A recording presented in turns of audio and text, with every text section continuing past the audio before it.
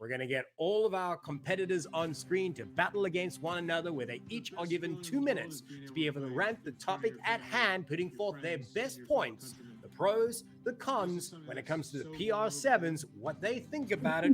Will it work?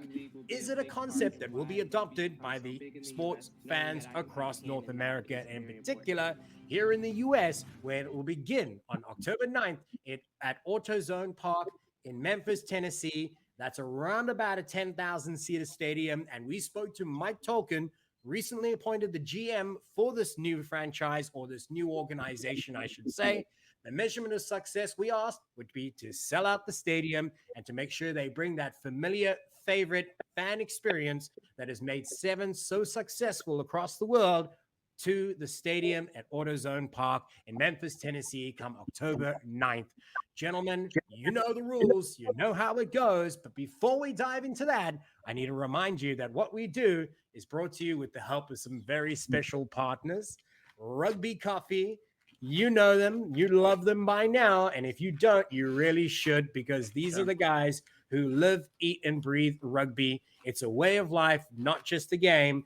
And this is their new North American blend that has recently been released. But I believe they've also just released a special blend just for the Toronto Arrows, a new roast that's just been created for them.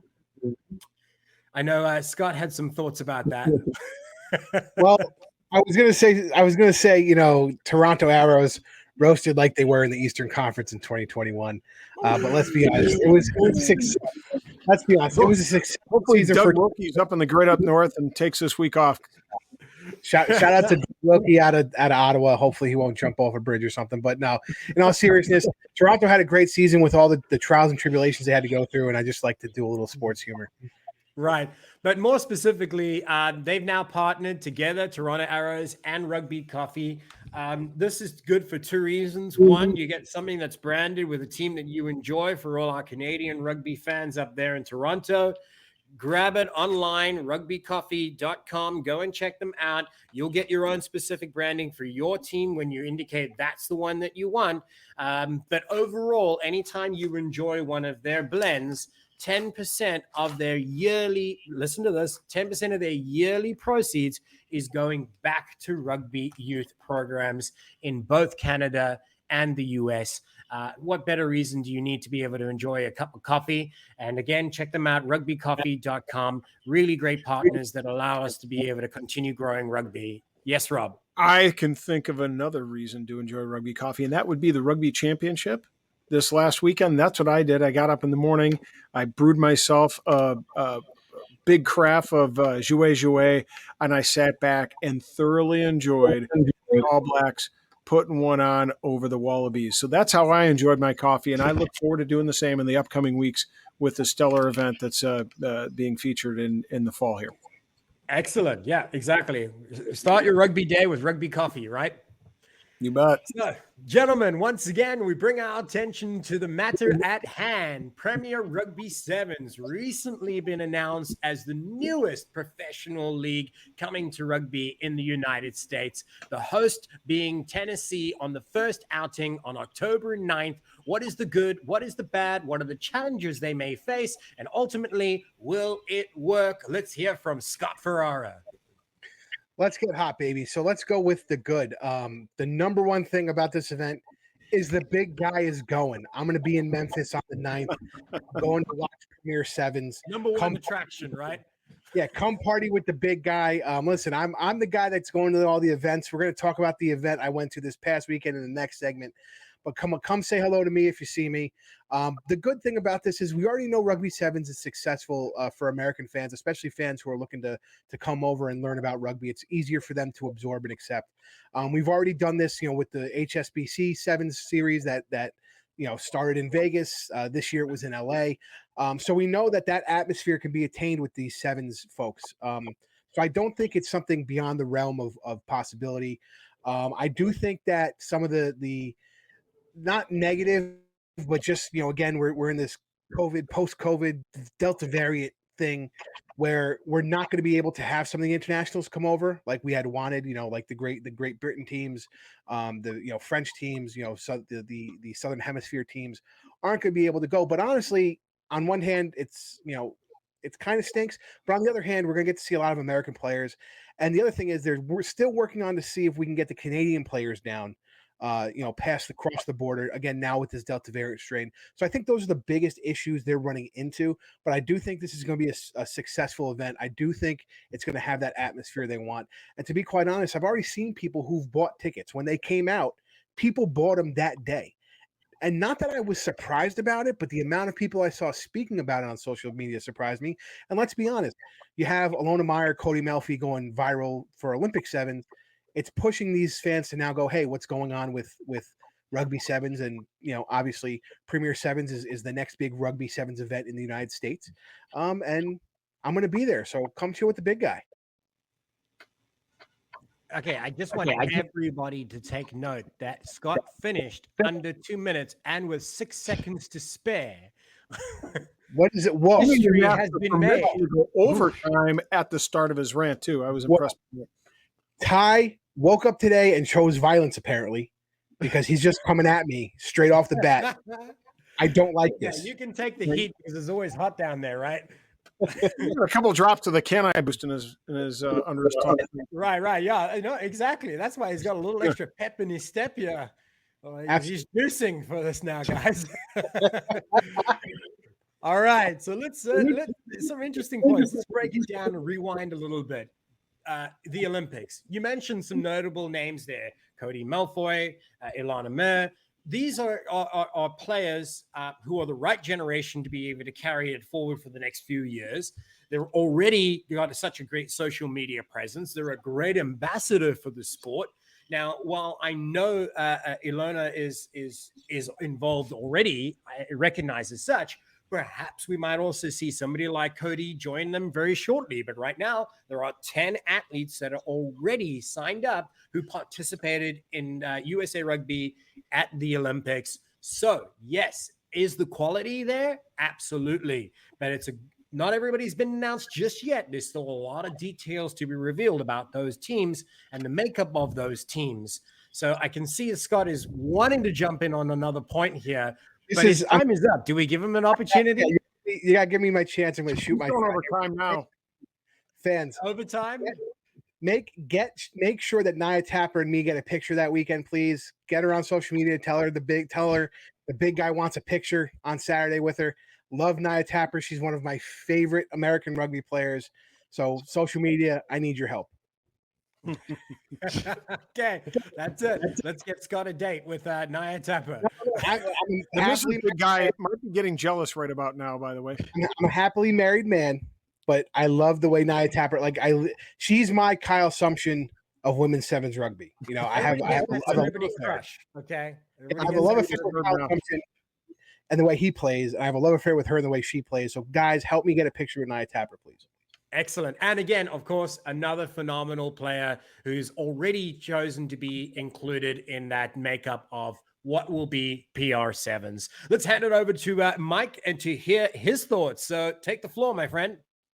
So I think this is a great idea. I personally will support it, whatever chance I get. I think it's going to be, it's a 50-50 success. I think the interesting thing about it is it does come in the middle of the HSBC sevens series. And so you're going to have some players that are going to be playing the PR sevens and then going off one weekend and then, going off to HSBC sevens, which will be interesting. So you could potentially see a bunch of guys and women that are playing, one weekend, and then you see them on an international stage, another. The other kind of cool pro for it is we're going to be able to see the next generation of sevens players. Colin Isles is 31, I believe. The men's team is aging, the women's team is aging, and we don't, until they come onto the scene, you don't really know those new players that are coming up. And this is going to be a great way to see those new sevens players, and hopefully they make a name for themselves and, for us to support them. So in 3 years, when the 2024 Olympics happen, we can go, oh, I've seen that person play, they're great. Let's hopefully win some medals. The cons are, unfortunately, we didn't win a medal this year at the Olympics with both the men and the women. So there's not that rugby fever. If we, possibly, we grasp something, we were medal contenders, but if we grasp something, we might have been able to shoehorn that in and go, hey, you could see, a medal rugby player play at, the PR sevens. Sevens is kind of the lesser known of the things, and not to mention, HSBC sevens, it's one weekend a year per country. So while it does draw a lot of fans, it's moving from country to country, and so you only get a little, don't get a whole lot of time there. So I don't know. It'll be interesting to see what happens. I will support it 100% though. Yeah. And, talking about the experience itself at AutoZone Park, you can experience it for as little. I think the starting price point for a ticket is as reasonable as $20, going up to $95, I think is the highest ticket value, where you get what they call a four top. You have a great perched view. You get some hospitality included.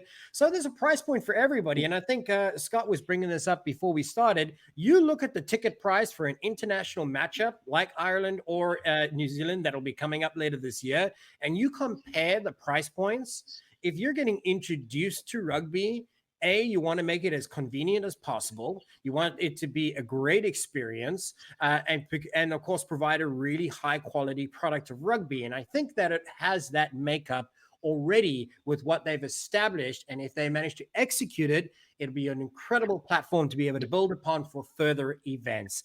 With that in mind, let's hand it over to Rob Hammerschmidt. Thanks, Ty. So number one, I'd like to just dovetail real quick off of what Mikey said, and that is, to me, this is exactly what our Olympic teams need, right? They need a professional environment. They play in the HSBC, but of course, something like this on a more consistent basis as this progresses forward, as Mike envisioned, would provide a great platform of professionalism for youth to grow, to get a professional level, and grow our Olympic team to make it better and perform better in the Olympics and of course HBC sevens. I like the roadshow concept. So the idea of going to one city, there's no particular allegiance to a city that any team has. You can kind of pick and choose. If you're a Nair Tapper guy like the big guy is, you can be a supporter of her team. I like myself. I like Danny Barrett, so I'm going to follow his team and support his team. But I like that concept, especially within sevens. It really helps market and brand names, individuals, rising stars in the United States rugby, and it's one of the things that U.S. rugby needs in general. One of the things that can't be overlooked that I love, the stance on equal pay and equal treatment for men and women alike. We're ahead of the game now, rugby fans. Rugby's been that dirty word for a long time, and now it doesn't have to be. We are ahead of what soccer has. Soccer has all kinds of problems at the national team level because they've been paying the women less than the men, but we're changing that. Finally, not a problem with HSBC. Why? Because Singapore sevens are the end of the month. We don't know when Paris is going to be, but I'm sure they're going to work around that. And I'm going to yield my time to the chair now, who is clearly identified that Cody Malfoy is going to be playing for Slytherin in this leg of the competition. Let's stop and rewind on one of the most crucial points in Rob's argument there: equal pay. Now, ultimately, this has to be an incredible step forward for rugby and in sport in general. And what a great place to start. They're fortunate enough that they're starting from an equal footing. They're setting the right foundation, but because they're starting from zero, they can bring this in from the start. So if you're going to do it right from the beginning. And I think that's what I love. And what PR7s has been fortunate enough to enjoy is many different iterations of rugby, not sevens, but different versions of rugby contests across the American landscape. We look at pro rugby, right? Now, this is one of the criticisms that many fans might have who remember pro rugby being a centralized administration under one banner, under one leadership. Now, great. If that leadership is doing the right job and being successful, fantastic. Everything's centralized. There's a harmony. There's a cohesion. Everything's great. What if it isn't? So adopting the very same process and management structure that once failed, you'd have to be very confident that you're setting yourself a large distance between what was and setting the foundation right. by appearances, now, it if I looks can like jump that's in, right, happening right now, though, that they are setting the right foundation. I just wanted to finish that Yeah. thought, but I'll hand it back to Rob. Yeah, I think it's important to note the fact that given that this year at least they're only doing one event, I think it's much more manageable. Where pro rugby ran into problems is they didn't have Right. the money to pay players, and that's where there was a lot of angst between ownership and players. I don't think that's going to happen here. It's a one-off event, not a problem. They're going to start reasonably, And that's my perfect leads into my point, is that they've been fortunate enough to be able to learn from some of the mistakes before them and are able, hopefully, to avoid some of the very same pitfalls that led to the failures of previous rugby contests. But in this climate, is it the right time to do this again still? You know, we broached the same topic with rugby 10s, world 10s, I should correct myself, for last year. Yes, we're in a slightly different scenario, but that doubt and that shadow of COVID is still relevant. So what is your thoughts here, Mike, when people ask, is this the right time to try and launch a new league? There's never a right time to launch a new league, especially right now. You know, you're trying something new. I think, you know, you were going under the old pro rugby banner, which I think is a smart idea because, you know, instead of, 6 or 7 teams off, in different spots, you're all under one, it's one, grandstand, one kind of circus. So you've got everyone together. One, it's less people that you have to worry about because it's 7s compared to 15s. But I think that, people want to watch sports. People want to watch new sports, and people want to watch, new and exciting stuff. And 7s is that perfect sport for new people that kind of want to watch rugby but don't really know what rugby is about. It's 14 minutes long, so you don't have to have a long attention span. Anyone could kind of watch it. You kind of know what's going on. You could just kind of tell people, like new people, oh, they pass the ball backwards and the fastest person wins. And that's basically it. And it's exciting. I think it'll be perfect to invite new people in to watch rugby. Right. And I want to be able to take that point that Mike left off with and turn the attention to Scott. Talking about growing the game and grabbing people's attention, there's a lot of fans out there who continue to be able to tout the fact that Rugby 7s is perhaps the best version of rugby to actually bring it to the US public. What are your thoughts in that regard there, Scott? Yeah, I mean, I think to turn the casual fan on, it is. And Mike took my point. I was going to try and make this point when it was my turn, saying that it's going to be easier to manage than pro rugby was, thinking about all the cities that pro rugby had to deal with and all the players and all that. But he's right. But I do think you're right. I do think it's easier to digest. Obviously, through the Olympics, we saw that. We saw Alona Mar, we saw Cody Melfi, we saw Nia Tapper, we saw everybody, doing their social media, and now you're pulling in these fans that are like, I have no idea what this is, but I'm going to watch it. But I do have to say, in regards to what the Hammer was talking about equal pay, I'm actually wearing a shirt right now, right? It's rugby season. And I actually bought the shirt from the 15 Foundation because USA 15s has to fundraise to go to the World Cup. Think about that. Right. They're selling a shirt. Next year, for those of you who are not familiar. The women's 15s. The women's 15s team is selling a shirt to fundraise to get to the World Cup. Imagine the men's team had to sell a shirt. People would light USAR on fire. So I just want to point that out. So this is great. This is the PR7s is doing exactly what it needs to do to be a forefront in rugby in the United States. These women deserve the same pay because they are just as exciting as the men. And watching Olympic 7s and watching the HSBC 7s proves that. And we hope that this will set a new standard, maybe not across all sports in the US, but certainly for rugby, who's in a more well-positioned to be able to adopt this early because it doesn't have the same significant salary burdens, organizational burdens, and they're starting from zero. So a great time to be able to bring it in. But I wanted to kind of turn that point around as well and build why my original question was, which initially was asking you, is 7s perhaps the best way to be able to introduce rugby to the casual fan? Your response was yes. But to go even further, hold on, Rob. I got this. The floor is mine. You're next. I got the talking stick. Hold on. I got to finish my point. But I like it because Scott made me think that perhaps now you derailed me. No, I got it back. that women's.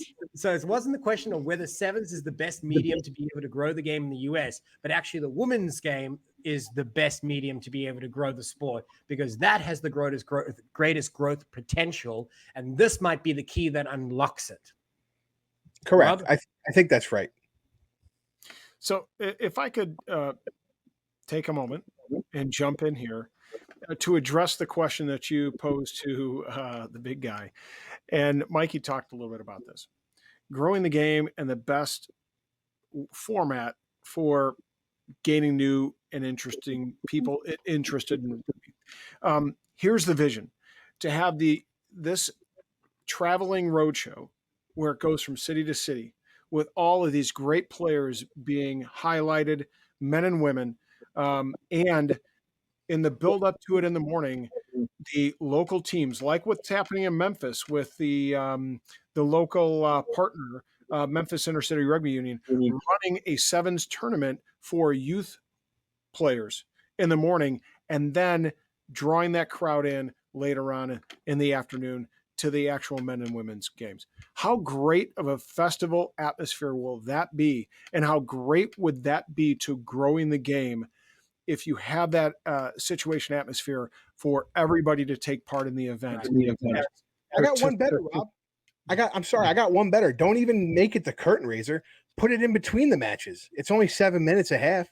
Yeah. And that's what they had. I mean, I remember growing up as a kid in South Africa, where between the national team matches, or between the national team matches or the Super Rugby games, you would bring on high school or even younger sometimes to play a sevens match in that halftime piece. So yeah, you could certainly incorporate it, but the strength of what Rob is saying is the fact that you need to include the youth, because that's what's going to grow sevens, well, rugby in general. But what a wonderful way to be able to encompass it as one full package, one great experience from youth rugby all the way through to the highest level of what the sport can currently offer in the US, and package it as one awesome sales product that will be adopted across different sectors in the US, where you want to grow that market as well, or perhaps tap into an existing rugby market, whether it be an MLR city or whether it be a prospect city. It's definitely got the ability to draw new eyes to the sport. Well, that's hop on. Hold on, Mike. I was gonna hop on the hammers.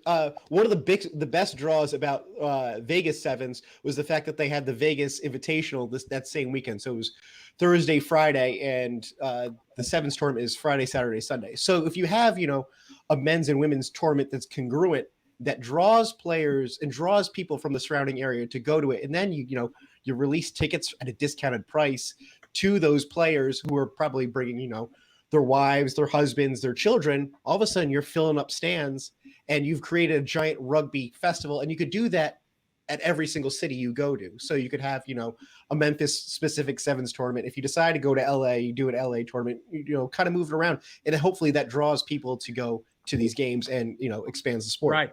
And then, of course, the secondary benefit is the boost for the local economies, where if you do have a successful event, and especially if it's over a couple of days.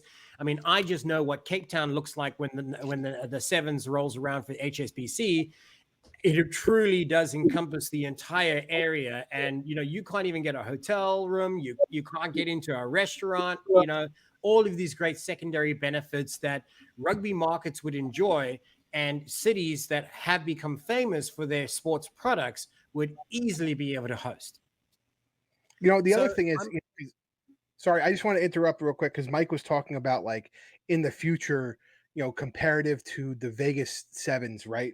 I mean, if we look at Sam Boyd Stadium's capacity is 36,000 people, and they got, they sold a lot of tickets to that one event.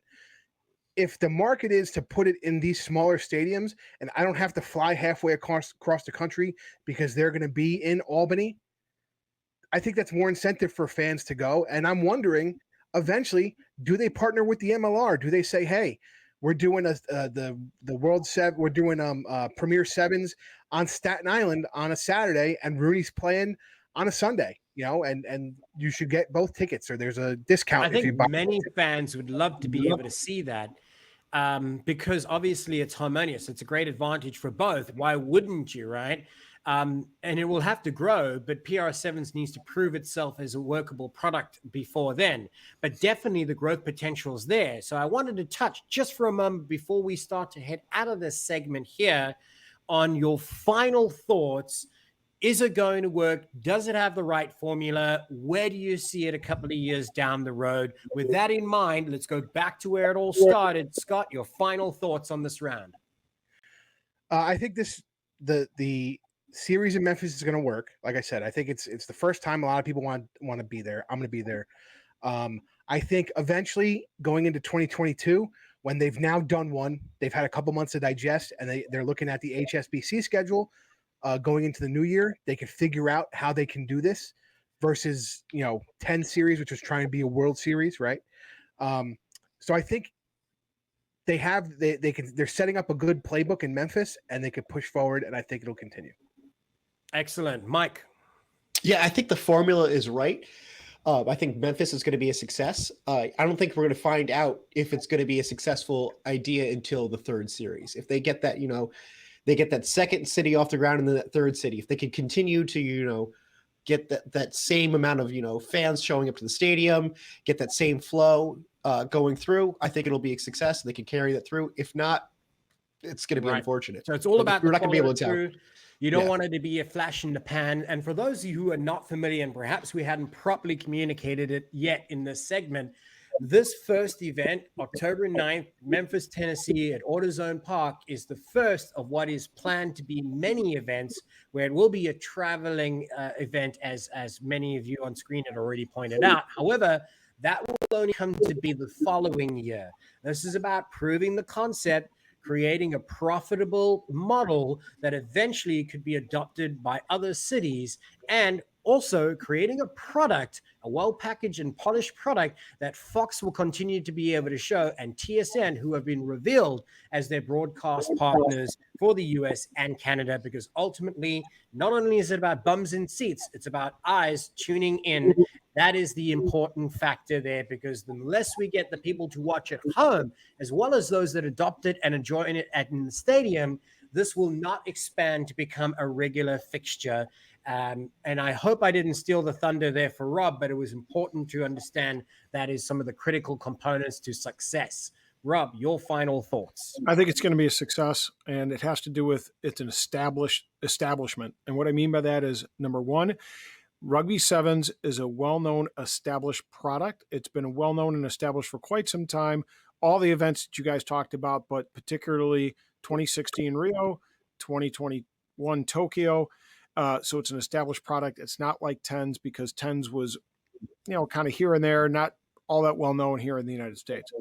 The second piece of establishment is the man who's at the helm, the GM, Mike Tolkien. He's a well-established individual name in the rugby community. He understands American rugby community, and he's well-heeled in it, and he's trusted by many of those in the rugby community, amongst those, the stars that are going to enter the league. And for those two reasons, I think it'll be successful. And the great thing is that we recently had the opportunity to be able to interview Mike Tolkien on our Run, Pass, or Kick interview, which was this past Monday. You can go and check that out online under the handle Rugby Rant Pod, where you can continue to enjoy our content every Monday for a new Rugby Insider interview on our Run, Pass, or Kick interviews every Monday at 8 p.m. CST. Alternatively, of course, you can continue to follow us here on the Rugby Network each and every Friday for a new rugby debate. And gentlemen, that settles this debate for this round. So we'll be back in just a moment after a few words from one of our sponsors. We'll be back. Hey, Rugby Rant fans, it's the big guy. And, we were kind of talking about it earlier. But, I wake up really early to go to work. Me and my wife, we hit the road hard. And the one thing I have to use every day is Can I Boost? 8 droplets of this under my tongue gives me that energy to just, hit the day hard, work what I need to work, come home. I'm one of those good husbands. I cook for my wife. I prep for the show. I produce the RPK. We record the rant. Ty's laughing because he knows my wife beats me if I don't cook. But with a little bit of caffeine and the CBD power of Can I Boost, it really helps me go through the day. You know, there's no THC in any of the Can I brand products in all the 4 lines. It's organic. It helps. It helps me. It's non-habit forming. It's fully tested, and that's why I like this product. They back up this product with science.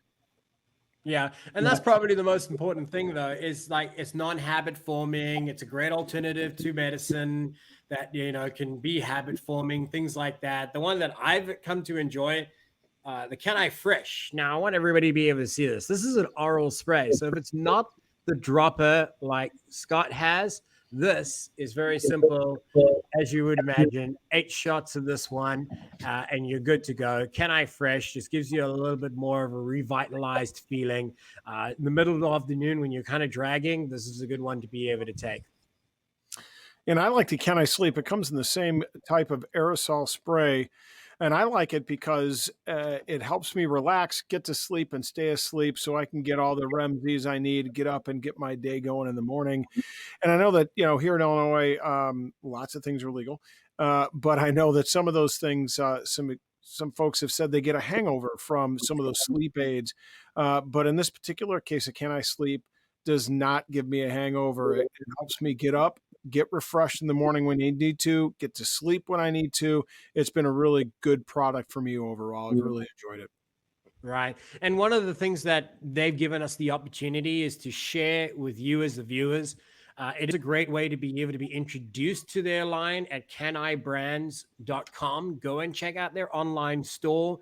For a limited time, we have the ability to share with you as our fans an additional 25% saving on anything that you have in your basket. So whether it be, as Scott said, the Can I Boost, or whether it be like mine is the Can I Fresh or the Can I Sleep. The other one you want to check out is the Can I Mend, which of course is being adopted by professional athletes across the nation in all sports, as you would imagine, being NHL, the MLB, and of course MLR. At the Free Jacks, who have recently had a few players who've enjoyed the Can I Mend as a part of their rehabilitation, and more importantly, to be able to get them back on their feet as quickly as possible and out there on the field.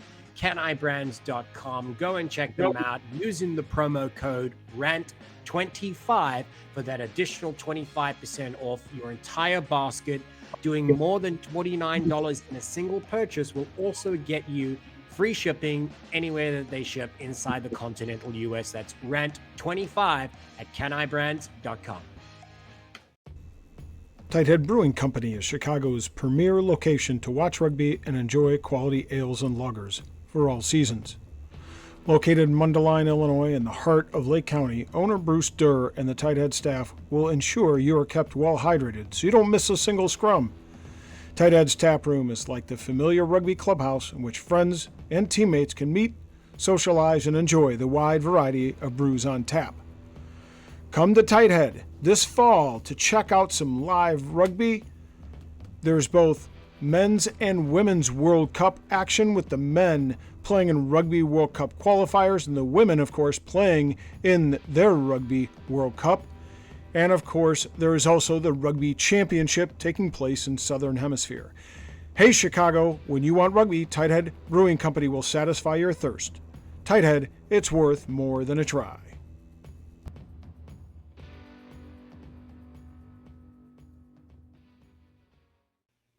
And welcome back, rugby fans. Of course, this is that rugby debate show with ourselves and our guests to the test in this rugby debate show. What are we talking about in this round? Well, we're going to dive into the MLR draft, which is taking place on August 19th. It's the second time around, the first of which, of course, was in the shortened season in 2020, which was held in June, I believe, on that occasion, of course, because the season was stunted. It was a wonderful opportunity to introduce the MLR Collegiate Draft. And the first time around, it included, I believe, just north of about 400 draftees who declared. Of course, only 24 of them were chosen, as it was 12 teams who participated at that time in 2 rounds, allowing 24 athletes to be given that opportunity to become professional rugby players for the first time through a collegiate draft system in the US. And it was an exciting event that was broadcast on the FTF network, where it's suspecting that, of course, if it is true to form, that TRN will be the host of this event.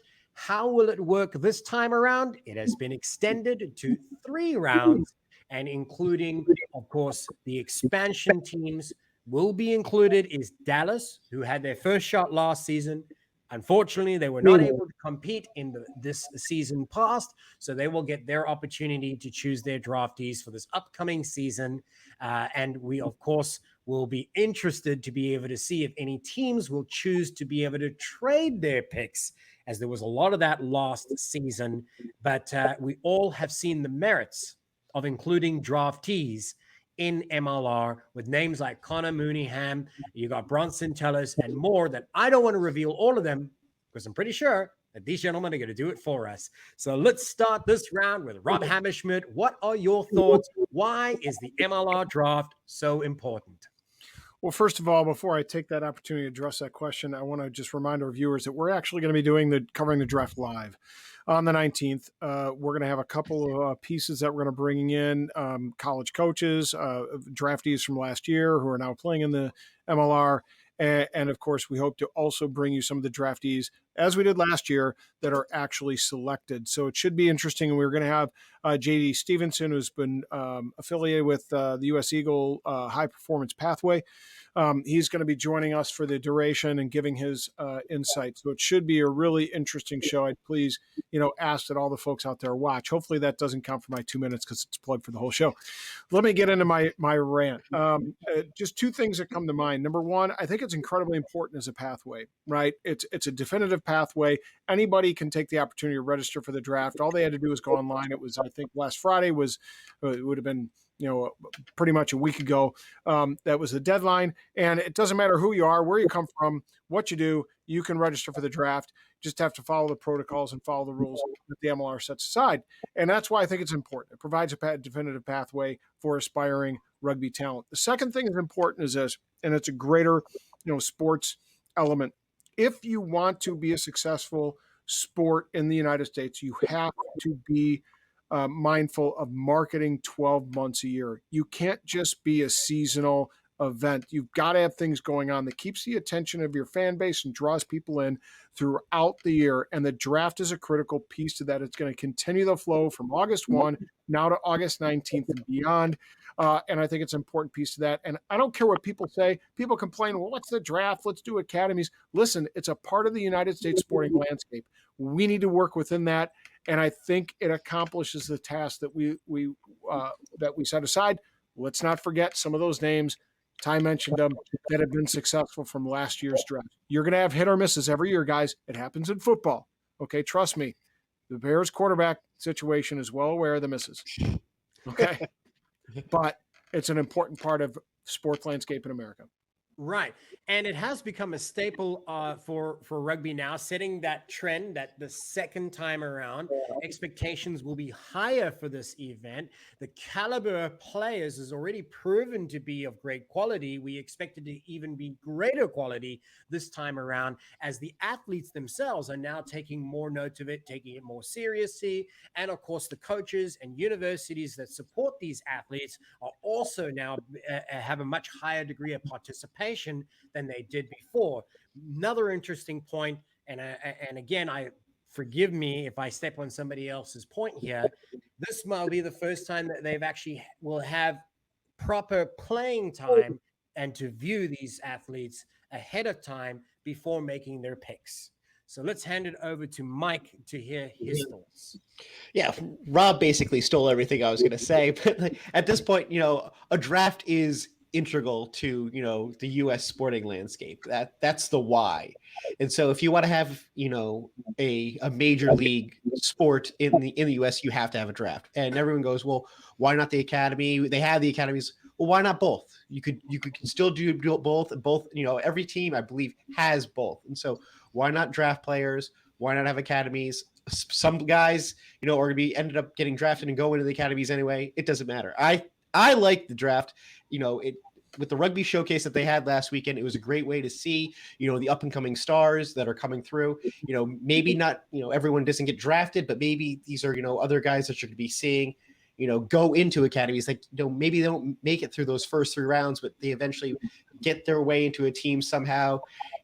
It's just the excitement of a draft, I think, and everything. And I hope to see some, some draft trading picks, some movement around. I want to see some jockeying for, to get better picks, to get that number 1 spot, to make this kind of an event so that, we could kind of show other people that, hey, rugby is kind of a big deal. It's got the same excitement as the NFL draft. We got the same stuff, and, it's fun for everybody. Right. I wanted to be able to swing back to a point that you made there that was building off Rob's original point. I need to give credit to Rob there. This is counting for points. But more to the point of what I wanted to address is you built on that by saying academies. People say, oh, why not academies? Why do we need the draft system? You both kind of echoed the very same point there. But I like what Mike had said is, why not both? And the reason I want to be able to address that point more clearly is because collegiate program is there for athletes who are a part of a college, university environment, who are there to study or to be able to pursue a professional rugby career if they want that available to them. But the academy system, what about those guys who didn't go to college, who maybe graduated or high school and went on to another career, went on to service, who are still great athletes, who are still going to be given the opportunity, but not through the collegiate draft, but through the academy? That's where they shine. That opens the door for both pathways that lead to the same road, which is MLR. So it was worth mentioning. Point to Mike.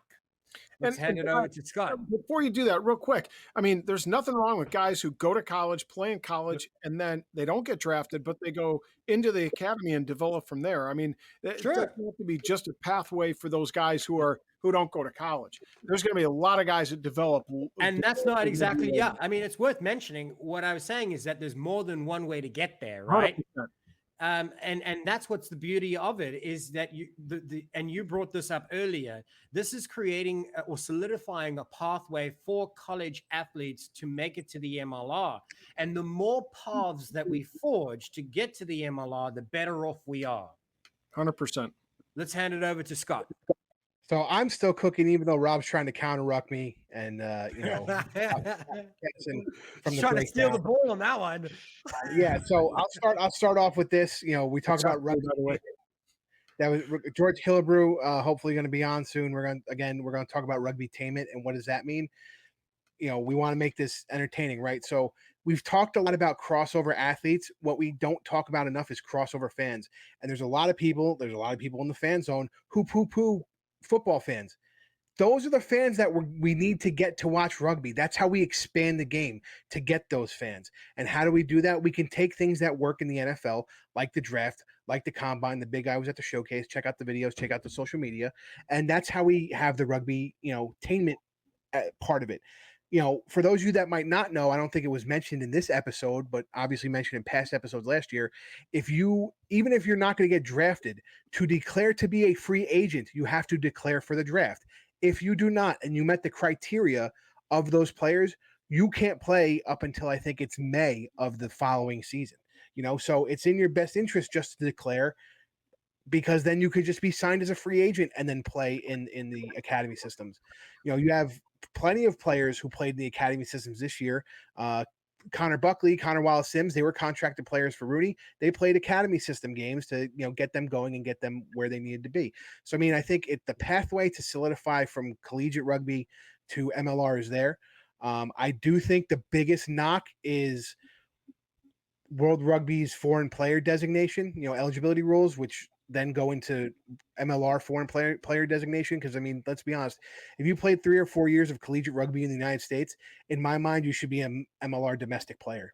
We'll call that the Hammerschmidt rule. Rob had brought that up, a couple months ago, and I wholeheartedly agree. If the kid's committed to come here to play rugby at a university or college, why hinder him? Because if I was a coach and you only have a certain amount of foreign player spots, I'm looking for that X factor, right? I'm looking for that Chris Robshaw. I'm looking for that, Ma'ananu. I'm not necessarily looking at some kid from, Iona or Lindenwood, where really I should be looking at regardless of what their eligibility is, I should want them for the team. Yeah. So that's a really good point, though, because obviously the rules are flexible and they will change and they will evolve as it has, and rightly so. Canada shouldn't be recognized as an international, even though it is an international, right? So obviously they can't be taking up foreign player slots because it would create a flawed system right from the start. So I like that point. And even though it's a point that originally might have been made a really long time ago by Rob, it was revisited by Scott and is relevant to this conversation. So I'll give half a point to both of you. But more to the, I more to really the intercepted that ball and ran for a try, Ty. That's bullshit. That's true. Okay, you'll get 1 point. Rob will get half a point.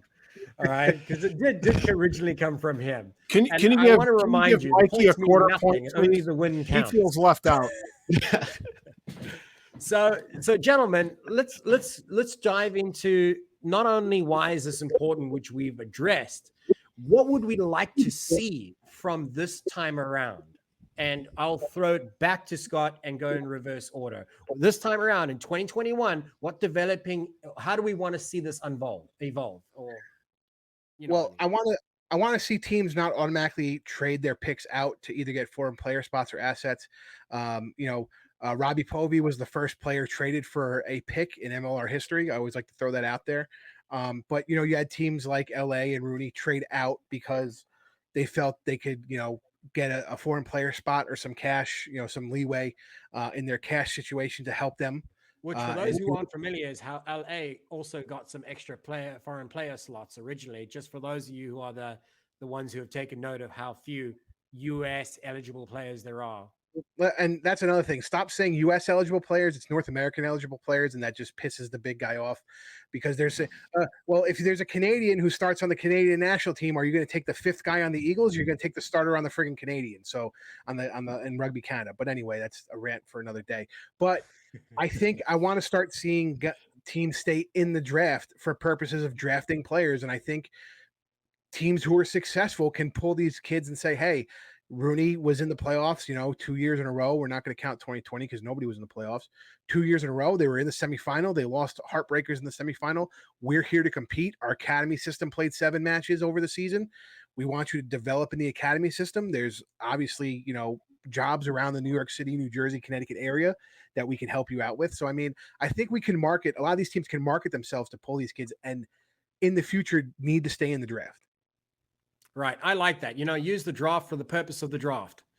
Mm-hmm. Let's hand it over to Mike. Yeah. To piggyback off of Scott, I think at least have everyone in for at least one round.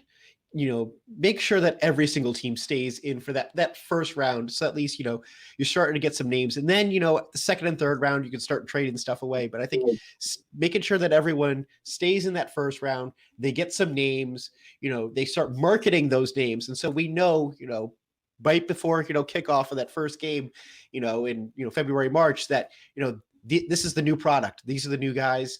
Let's push that out there. But other than that, I would like to see some trading around. I didn't mind it that much. I think it's good. That's what attracted some big names to come play here in the United States, and so you can't dismiss that entirely.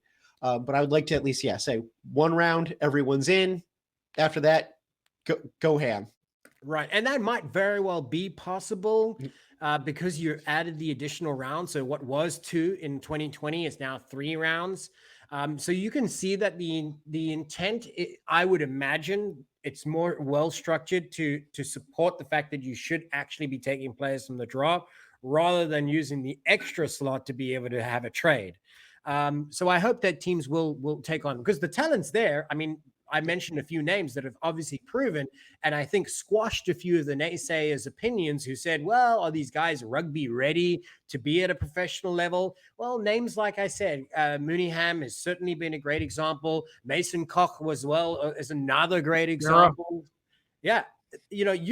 I could list a few more that have proven those theories wrong, those critics wrong. So why wouldn't you want to be able to dig into a pool that is rugby rich and is already in many cases, professional level just hasn't actually been given that accreditation because they've been in the college program, but they are in some of the best programs available, like Lindenwood, like Life, like, the list can go on.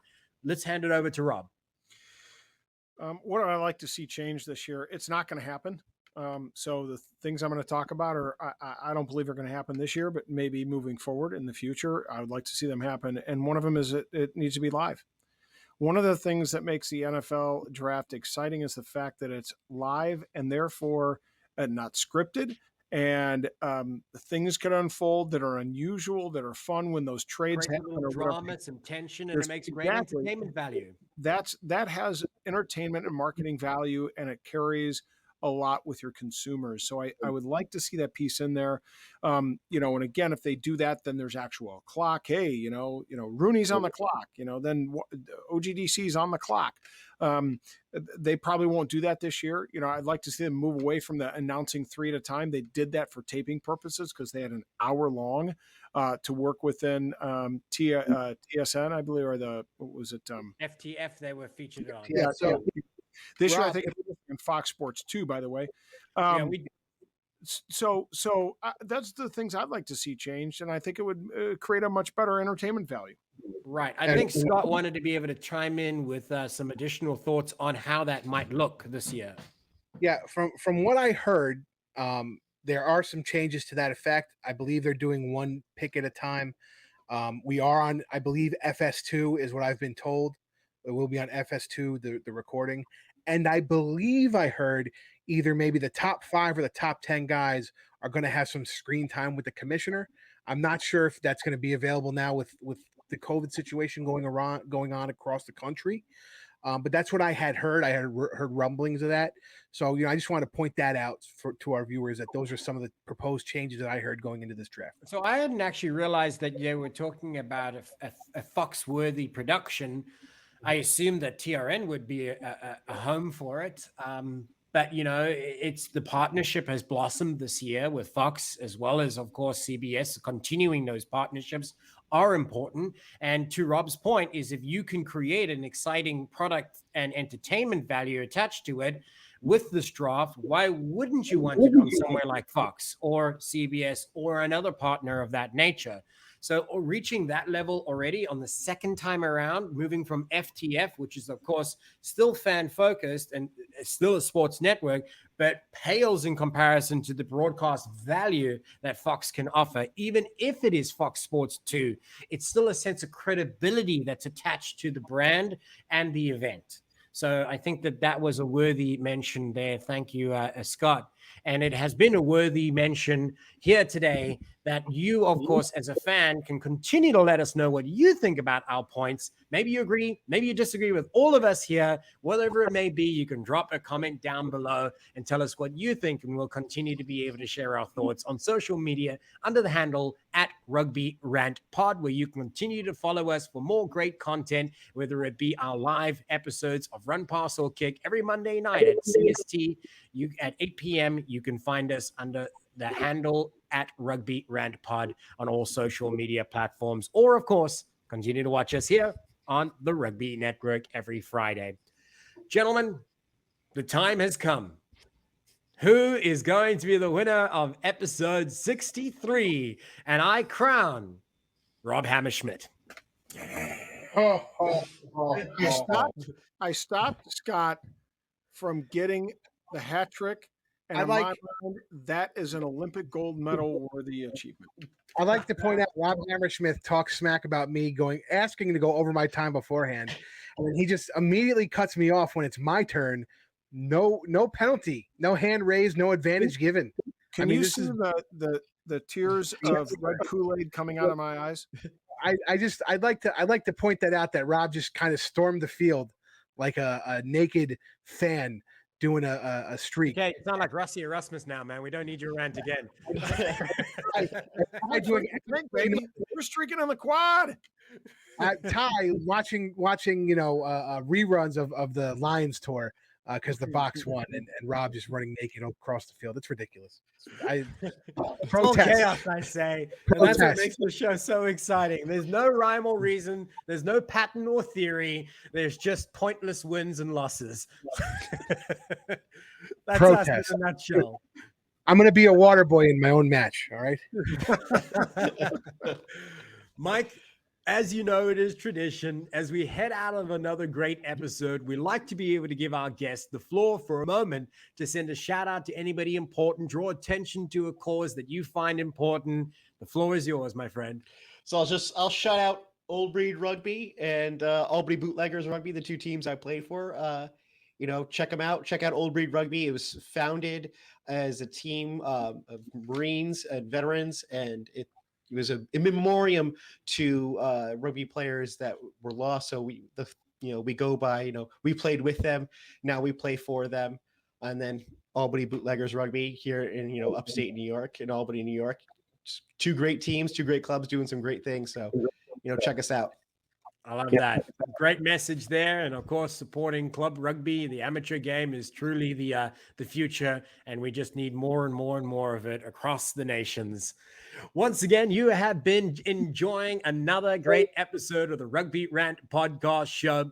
I'd like to be able to thank you for watching, and you can continue to do so as a final reminder with the help of our partners at canibrands.com. Make sure you check them out for that Rant 25% off with the promo Rant25. And alternatively, make sure you enjoy your next game with a cup of rugby coffee from the boys at rugbycoffee.com. A percentage of every sale goes to building youth rugby across the US and Canada. What better reason do you need to enjoy their coffee?